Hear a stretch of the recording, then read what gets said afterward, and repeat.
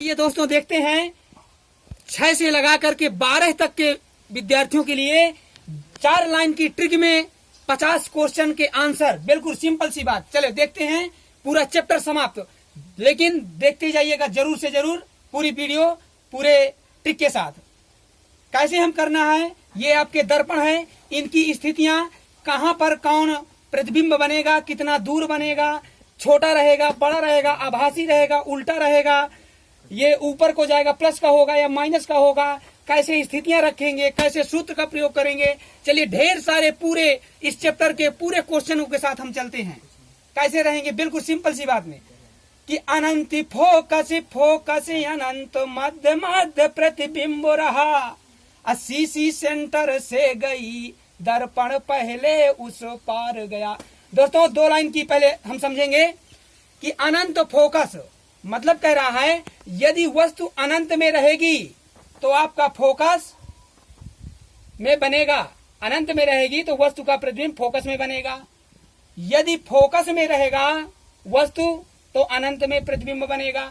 मध्य में रहेगा तो अनंत और सी के मध्य में रहेगा तो एफ और सी के मध्य में ही प्रतिबिंब बनेगा। मध्य मध्य प्रतिबिंब रहा। सी सेंटर से गई मतलब सी में रहेगी तो सी में ही बनेगी, और दर्पण पहले उस पार गया। दर्पण के पहले रहेगा तो उस पार जाएगा। दोस्तों अगर इस ट्रिक के माध्यम से भी नहीं आपको तैयार हो रहा तो और सिंपल सी बात ध्यान रखिएगा। आपको सिंपल सी बात है कि एक दर्पण बनाना है, उसमें 6 स्थितियां रखना है। अनंत, फिर इस सी और एफ, इनके बीच में एक एक गिनतियां, 1 2 3 4 5 6 स्थितियां हो गई। अनंत से एफ से गोला मारिएगा, अनंत में रहेगी तो एफ बनेगा, एफ में रहेगी तो अनंत बनेगा। मध्य मध्य के लिए मध्य में रहेगा तो मध्य में बनेगा, मध्य से रहेगा तो मध्य में बनेगा। सी वहीं पर गोला मार जाएगा, सी में ही बन जाएगा। लेकिन छठवें रूप में जब उधर जाएगा तो उस पार बनेगा दर्पण के। चलिए आपको ये पता चला गया कि कहां पर वस्तु रहेंगी और कहां पर उस वस्तु का प्रतिबिंब बना, कहां पर बनेगा।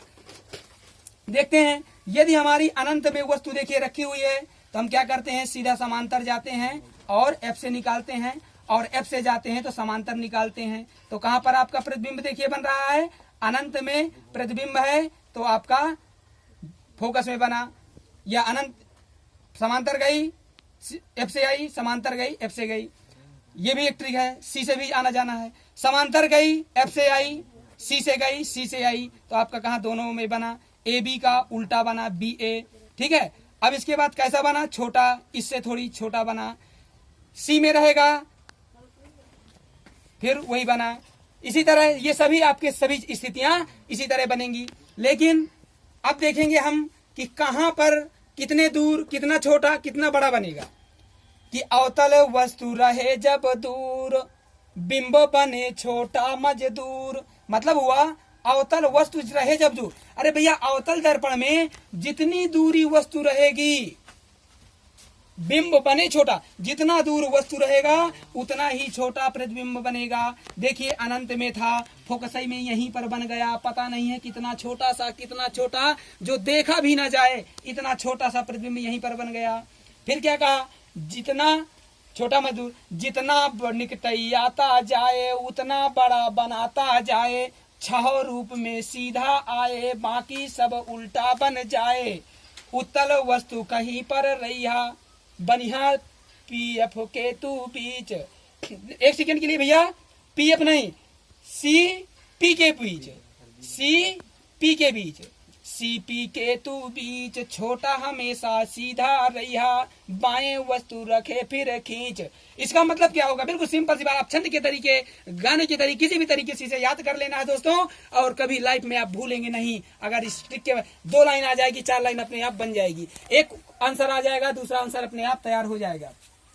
तो जितना निकटई आता जाए, मतलब ये यहाँ पर अनंत में थी, फिर इसके बाद अनंत के आगे बढ़ गई सी के पहले, तो जितना निकटई, जितना दर्पण की ओर ये वस्तु खसकती जाएगी उतना ही क्या होगा, जितना निकटई आता जाए उतना बड़ा बनाता जाए। तो जितना निकट आता जाएगा उतना ही बड़ा वस्तु बनता जाएगा।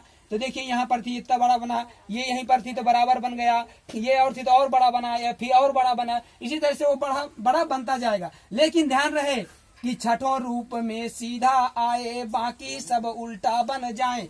छठों मतलब 6 रूप, ये छठवां रूप रखा है। तो 6 रूप में क्या होता है कि जब वो 6 रूप में सीधा आए, छठों रूप में इसका प्रतिबिंब सीधा बनेगा, अब बाकी सब उल्टा बन जाएंगे। इतना याद रखना है कि 6 नंबर वाला प्रतिबिंब आपका उल्टा बनेगा, वह सीधा बनेगा, उस पार बनेगा, लेकिन बकाया 5 जो हैं वो सब आपके कैसे बनेंगे, पांचों आपके इसी तरफ बन जाएंगे। लेकिन ध्यान और आगे देखेंगे, उत्तल वस्तु कहीं पर रहा बनिहा सी पी के तू बीच। उत्तल है, कहता है उत्तल वस्तु, मतलब उत्तल दर्पण की क्या कहानी है, यहां से आपके उत्तल दर्पण के बारे में सुन लीजिएगा। तो उत्तल दर्पण कहीं पर रहा, उत्तल दर्पण का वस्तु कहीं पर भी रहे, अनंत में हो, अनंत के पहले हो, कहीं भी रहे, लेकिन रहा बनिहा तो सी पी के बीच। भैया सी और पी के बीच में ही बनेगा, सी और यहाँ पर पी होता है, सी पी के बीच में ही बनेगा। ये याद रखिएगा कि सी पी के बीच में ही उत्तल दर्पण का प्रतिबिंब बनता है। और क्या होता है कि छोटा हमेशा सीधा रहा बाएं वस्तु रखे फिर खींच। मतलब कह रहा है कि ये वस्तु का प्रतिबिंब हमेशा छोटा रहेगा, वस्तु का प्रतिबिंब हमेशा छोटा रहेगा, कभी वस्तु का प्रतिबिंब बड़ा नहीं बन सकता है। ध्यान रखिएगा, क्योंकि छोटा हमेशा रहेगा और सीधा रहेगा, उत्तल का सीधा भी रहेगा, प्रतिबिंब सीधा रहेगा। ए बी बन के आएगा तो ए बी इसी तरफ बनेगा, ए बी ही बनेगा। लेकिन अब इसकी पहचान कैसे हम करेंगे, और क्या है, सीधा रहेगा। अब बाएं वस्तु रखे फिर खींच, मतलब बाईं ओर हमेशा वस्तु रखी जाती है, अब बाद में किरणें खींची जाती हैं, क्योंकि प्रकाश की आपको डिफिनेशन पता होगा, प्रकाश किरणें पता होगा, बाएं से ही गुजरेंगी। और ये सीधा और उल्टा का मतलब क्या होता है, आपने देखा होगा कि ये एक हमारा दर्पण है और इस दर्पण में वस्तु B माइनस हो जाती है, U माइनस हो जाता है, कभी फोकस माइनस हो जाता है, तो कैसे प्लस माइनस हो जाते हैं। अरे भैया ये बताइए, ये हमारा कौन सा दर्पण है, उत्तल है, ये कौन सा है, अवतल है। तो भैया ऐसे गोला करेंगे, यहाँ पर C रहेगा, तो इतना ध्यान रखना है कि इसके तरफ C रहेगी ना, और इसके तरफ यहाँ सेंटर C रहेगा, तो यहाँ F रहेगा, यहाँ पर F रहेगा। तो भैया ये गोला के आपको, ये गोला के अंदर सेंटर C रहेगा, यहाँ F रहेगा, तो इनकी दूरियां देखिए, और इस गोला ऐसे बनेगा अवतल का, तो ऐसे बनेगा, तो बाईं ओर CF होता है, तो इनकी चिन्ह प्रॉपर्टी कैसे रहेगी भैया मेरे, ये हमारा एक बीच हो गया, मध्य हो गया, ये हमारा मध्य हो गया। तो अब देखिएगा आप, ये दाहिने ओर हैं, तो दाईं ओर क्या होता है, धन का होता है, और हम धन प्लस अभी बताएंगे दाया बाया, धन का होता है। और ये दर्पण वस्तु के, ये दर्पण में वस्तु इस तरफ रहेंगी, वस्तु तो हमेशा बाईं रहेंगी, चाहे किसी भी में हो, वस्तु हमेशा बाईं ओर रहती है, बाईं ओर से खींचना ही पड़ता है, लिखा ही है कि बाईं वस्तु रखो, इसीलिए U को हमेशा माइनस में रखा गया है। तो U तो हमेशा माइनस में रहेगा, लेकिन CF ये जितने इधर होंगे, तो दाईं ओर बनने के कारण ये सब प्लस में रहते हैं, और इधर अवतल में बाईं ओर देखिए, ये यहाँ से है, ये इधर दायां हो गया, ये बायां हो गया, तो बाईं ओर रहने के कारण इधर ये क्या बनते हैं, माइनस में बनते हैं। लेकिन प्लस माइनस दाएं बाएं कैसे आपको याद रहेगा, सिंपल सी बात, एक ध्यान रखिएगा, ये हमारा ऊपर है, ये नीचे है, बायां है, ये दाएं है। दोस्तों ये बताइए आप कि स्वर्गलोक में धन होता है कि नरक लोक में, कहाँ होता है, कहाँ होता है, होता है ना। तो भैया ये स्वर्गलोक ऊपर रहता है कि नीचे है स्वर्गलोक, तो भैया ऊपर की ओर जितनी भी आपकी किरणें बनेंगी, ये देखो ऊपर की बनी है, ऊपर जितनी ऊपर की लंबाइयां बनेंगी वो प्लस की बनेंगी, ठीक, प्रतिबिंब की। अब भैया ये बताइए, ये नीचे नरकलोक है कि ऊपर, नीचे, कहाँ है नरकलोक, नीचे। तो भैया नीचे नरकलोक है, तो ये कहाँ बनेगा, माइनस का बनेगा। क्यों, क्योंकि नरकलोक में धन है कि स्वर्गलोक में, अरे नरकलोक में क्या है, कर्जे ही कर्जा है, जिसके देखो भैया 2 लाख आ जाए, 5 लाख आ जाए, कर्जे ही कर्जा है, तो इसलिए इसको नरकलोक बना के हमने कह दिया, याद करने के लिए ऋण कह दिया, माइनस कह दिया।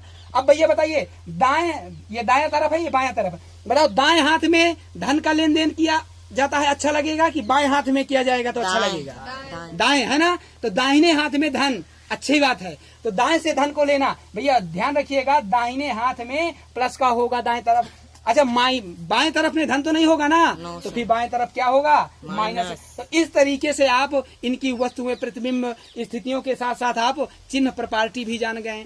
तो चलिए इसी के साथ हम ज्यादा टाइम न लेते हुए आपको इसी के साथ इस वीडियो को एंड कर रहे हैं, और नेक्स्ट वीडियो में आपको बहुत इसी ट्रिक के जरिए पूरा चैप्टर का चैप्टर आपको रखेंगे। Okay, thank you.